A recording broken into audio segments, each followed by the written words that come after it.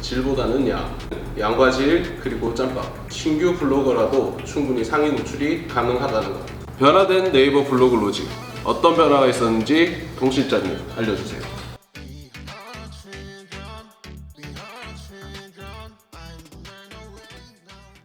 안녕하세요. SE 컴퍼니 플러스 캡티브 잡스입니다. 안녕하세요. SE 컴퍼니 플러스 동 실장입니다. 오늘은 네이버 블로그의 역사의 로직의 변화에 대해서 알아보는 시간을 가질까 합니다. 네이버 블로그 로직은 굉장히 많은 변화가 있었습니다.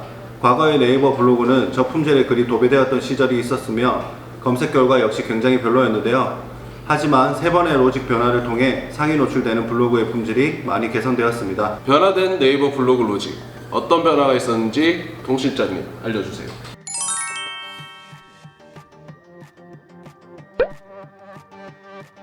첫 번째 로직 무엇인가요? 리브라입니다. 리브라는 네이버 초기부터 2016년까지 네이버 블로그 상위 노출 판단하는 로직인데요. 이 시기에는 단순히 블로그에 업로드만 하면 대부분 상위 노출이 될 수 있도록 해주었습니다. 그러면 업로드만 하면 다 가능한 건가요? 단 조건이 있습니다. 45일간 매일매일 포스팅을 해야 하며 댓글과 스크랩 수가 많아야 했죠. 그때는 많은 정보를 모으기 위해서 1일 1포스팅을 중요시 했습니다. 질보다 양이란 이런 느낌이에요. 네, 맞습니다. 45일 동안 매일같이 블로그에 글을 발행하면 최저가 블로거가 되어 상위 노출이 굉장히 쉬웠거든요. 그리고 댓글, 스크랩 수가 많으면 상위 노출이 된다는 점을 이용해서 광고 업체의 어뷰징 작업이 심했던 시기이기도 합니다. 예를 들어 설명 좀 해주실 수 있나요? 네, 강남 맛집을 검색했을 때 맛집에 대한 정보보다는 검색어에 맞지 않는 자동차 정보와 같은 전혀 관계없는 글들이 올라오기 시작했던 거죠. 그러면 정보를 얻으려는 사람들의 불만은 없었나요? 굉장히 많았습니다. 신뢰성을 잃은 검색 결과로 소비자들의 불만이 커지고 이탈하기 시작했습니다. 이것이 리브라 로직의 C랭크로 넘어가는 가장 중요한 원인이 되었습니다.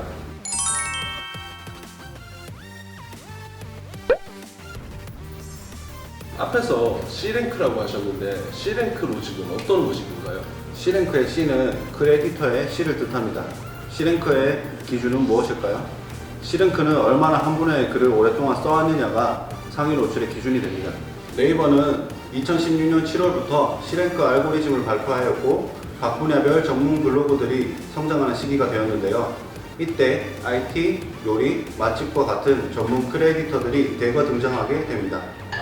이때가 그러면 IT 블로거다, 맛집 블로거다 하는 그런 파워 블로거들이 등장하게 된 그 시기네요.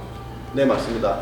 리브라 때 양만을 추구해왔다면 이제는 C랭크로 양과 질 모두 잡겠다는 거죠. 혹시 예띠라고 들어보셨나요? 아니요, 저는 예때는 처음 들어요. 예띠라는 네이버 봇은 블로그 포스팅을 전반을 관리하면서 상위 노출을 결정하게 되는 시스템인데요. 주제와 무관한 내용을 걸러내며 의미 없는 키워드를 관리하여 점차 신뢰할 수 있는 내용의 포스팅을 순차적으로 상위 노출시켜주고 있습니다. 이건 좀 제 개인적인 질문인데요. 처음 블로그를 쓰는 사람들도 전문적일 수가 있고 지금까지 글을 써왔던 사람들보다 훨씬 더 양질의 콘텐츠를 이렇게 글로 작성을 할 수가 있는 건데 그런 사람들은 C랭크 상에서 모두 제외가 되는 건가요? 네, C랭크 로직의 문제점은 이것이었습니다.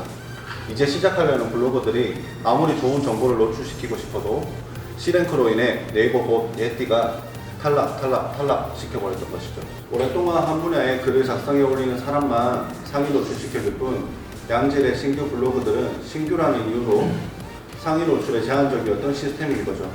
그래서 동등한 로직을 반영하기 위해서 한 번 더 변화하게 됩니다. 그것이 다이아 로직입니다.